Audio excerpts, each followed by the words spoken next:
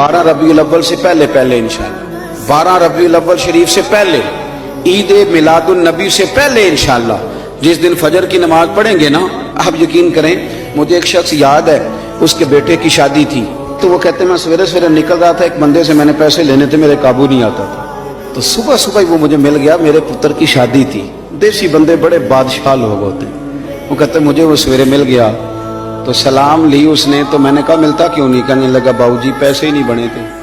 कहने ने मैं क्या इधर आए सीने लगा, अज मेरे पुत्र दा ब्याह जा तेनू माफ कीते।